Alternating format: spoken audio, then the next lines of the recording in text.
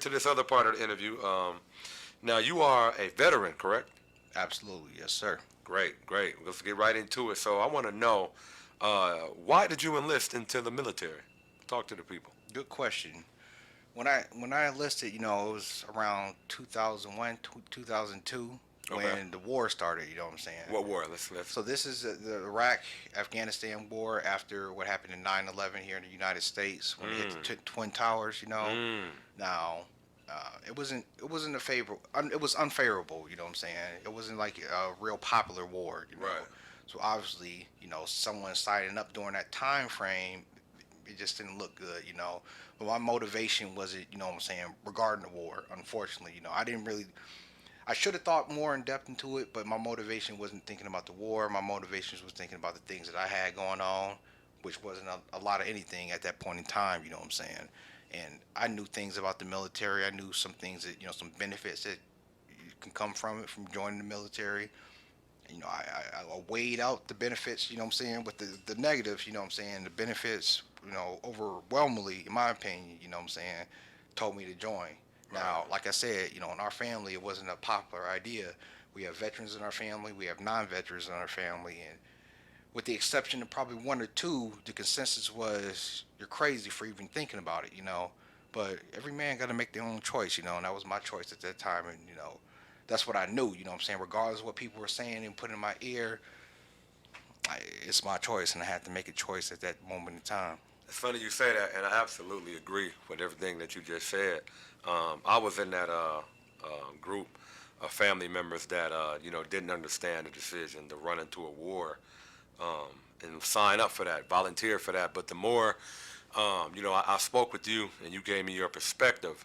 I was in full support, before you actually went off to the military physically. Your body left. I was in full support because, like you said, every man has to make their own way. You're in charge of your life, and yeah, that was a honorable thing to do. Thank you for your service. I'm Appreciate it. Thank you. 100% in support of the military, veterans, all of that. And Right on. with that being said, there's anybody, a young person who may be considering going into the military, I would like for you to list out three benefits, but two different categories. So I want three benefits that are secular from going into the military, and then three benefits as far as like character, traits that come from the military. It could be character traits. It could be mindset, just something that's not secular per se. Uh, Absolutely. Yeah. Let's start with the secular then. Yeah.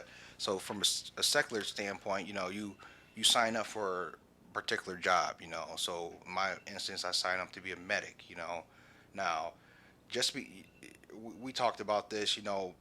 The type of things that I did while I was in the military were on a level as a paramedic. But when it transferred to the civilian life, it only transferred to being like a ambulance driver or whatnot. Now, with that being known, there are a lot of opportunities once you get out of the military to help you out with schooling, with, what I'm saying, with jobs. Uh, Once you get out, they do what's called deployment or reintegration. So it sounds like what they do, what I'm saying, in prisons, what I'm saying, but they do it with the military, what I'm saying, just because we came from a war. It's a lot of craziness that happened over there. So they just want to make sure that we integrate it well within society without thinking that, anytime we heard a car engine pop off, what I'm saying, that an IED ain't going off, what I'm saying, or we hit a right. hole, pothole, what I'm saying, we don't thinking, what I'm saying, our lives about to end, what I'm saying. And personally, that happened, what I'm saying. Driving the car, hearing somebody's car, what I'm saying, backfire, jumping in the car, swerving all over the place. I didn't think it was gonna happen to me, what I'm saying. I'm thinking, oh, what I'm saying, I'm smart enough to, but it did, what I'm saying. So those type of briefings, what I'm saying, reintegrating you back into the society. So that's one. I would say the reintegration back to the society. Two would be the schooling that they give you, the opportunity through the GI Bill or the long repayment plan. So that was one of my biggest things. They had the long repayment plan. I had some student loans. I want to get those paid off. So, they do help you with that. And as a third, I think the status of being an honorable discharged veteran, it moves far. You know what I'm saying? There's a bunch of jobs around the United States that they look for veterans that were honorably discharged. So That's just a plus up. If you did your time and you did it well, you didn't get dishonorably discharged, you didn't get like no general discharge, you had it. So yeah, that was just regarding the Warriors ethos. Secondarily, as far as mindsets, I think during basic training, they really try to. It's hard. It's a bad word to say indoctrinate, but that's what they're trying to do. They're trying to indoctrinate you to know that you are a killing machine. The kill, kill, kill. The things you seen like in the TV, they really do that in the military. Okay. You run and chant kill all the time, even though that's not. Mm. What I'm saying, like you're not killing nobody. You know what I'm Right, saying? right. They put it in your head. There you go. You may have to do that. You know what I'm May have saying? to do that. This Right, this right. might be a part of your lifestyle, Right. regardless of what job you're in. You know what I'm saying? Like I was a medic, but I had two weapons on me, so at all times. You know what I'm saying? I had a 9mm and a 4 or M4. You know what I'm saying? Wow. You wouldn't think a medic would be that armed. You know what I'm saying? But everyone has that same mentality. You know what I'm saying? Doesn't matter if you're on the fob. You know what I'm saying? On base, the enemy can probably take over that base. You know what I'm saying? You're Right. in their country. Yeah. You know what I'm saying? Yeah. So Invasion. invasion. So you have to think, okay, if that happens, I have this M4. It doesn't matter that I work in the hospital. I'm gonna have to shoot somebody. You know what I'm saying? And they I think they really ingrain that in people's heads, regardless of what job title you are a military person first. So you're not a medic first. You're a military person first. like it. You're I not like a cafeteria person first. You're a medic first. You know what I'm saying? You're not psyops. You know what I'm saying? You're a military person first. You know what I'm saying? So they start everybody on that same level doing basic training.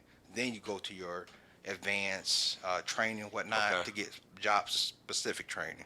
Gotcha. Gotcha. Man, that's number 3. What's the third one? These are good. So as far as mentality, I think is that lead from the front mentality from our leaders. So it ain't hard to tell, and not all leaders in the military were good leaders. You know what I'm saying? But because we that lead from the front, that's a term we hear so much in the military. Okay. What does that mean? That doesn't mean putting a private who doesn't know anything in the front line. The person who's always in front is the commander. So let's say you have a platoon. You think that the commander is going to be in the back, but no, the commander is up front. You know what I'm saying? Like on the front lines. You know what I'm saying? Checking things out, making sure there's no IEDs, no bombs or whatnot. You know what I'm saying? They are like the biggest swivel heads. You know what I'm saying? And I like that. That really, really, really, in my opinion, you know what I'm saying? Like it's still that confidence. You know what I'm saying? In leaders. You know what I'm saying? Okay. When you see a leader not go behind, Yeah. but go up front, Yeah.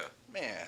Talk to me. Yeah, I mean that's how it's supposed to be. You know what I'm saying? Yeah. You don't want the leader taking a bad seat. You want the leader being up front. So when you see it during a wartime, you just have that Do much. something to you. You have that much more respect for somebody. You know what I'm saying? Like man, you are willing to. Now me being a medic, I was in the back. You know what I'm saying? But that's just how the tactics work. Right, you know right, what I'm right. saying? Optics. Obviously, yeah. Well, yeah. Operation, that's how I have to be. Yeah, put the Yeah. medic in the back. He's Right. the most important. If he Gotcha. gets blown up in the front, somebody's got to save his life. You know what I'm saying? Right. Now, there were times where I was up front, you know what I'm saying, or real close to the front, you know what I'm saying? It just depended on what the mission was, you know what I'm saying, and where was the most need for if something popped off, you know what I'm saying, where the medic's going to be at, you know what I'm saying? My last mission where we airdropped in, it was that type of scenario. I started in the very back.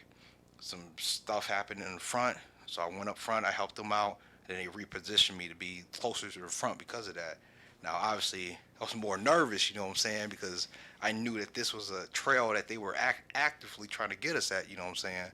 But like I said, the way that they set it up, that commander up front is like, he ain't playing around, you know what I'm saying. He trying to find, you know what I'm saying, the IEDs. He's trying to find where the person's shooting at. Right.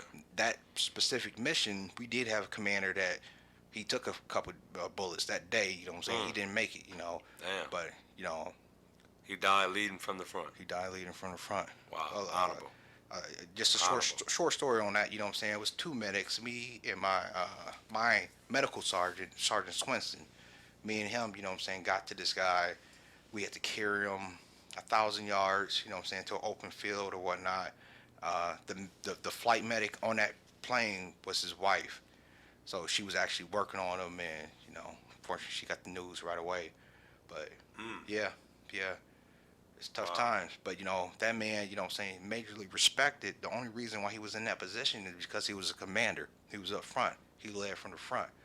He pretty much took the bullets that were supposed to be for his people in the back. He took them, head first, So Wow. that type of stuff, he do nothing but respect. Well, I gotta say, just from hearing you outline those different secular versus the character benefits, I'm gonna say this goes into the narrative that you hear all the time that money isn't everything. Yes, money is important, and money is what we need for survival. But more importantly than money is what do you learn that can build your character. Those things that you just said, the warrior ethos about doing what you got to do, getting it done, being disciplined, being consistent on taking care of your business, indoctrinated with the killer instinct. Hey,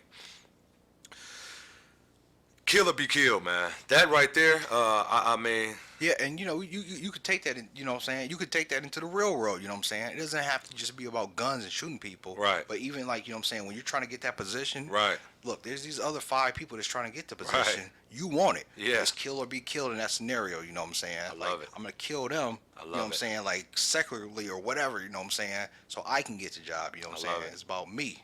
I love it. And Yeah. lead from the front. I mean, that's self-explanatory. That story sir. that you shared with us about that commander, dying on his feet instead of living on his knees, was a clear and perfect example. Hey, again, the things that you learn from the military character-wise, like I said, is so much more important than the secular because you can take those principles and expound on them and have them for the rest of your life. The Facts. cash, it comes and goes.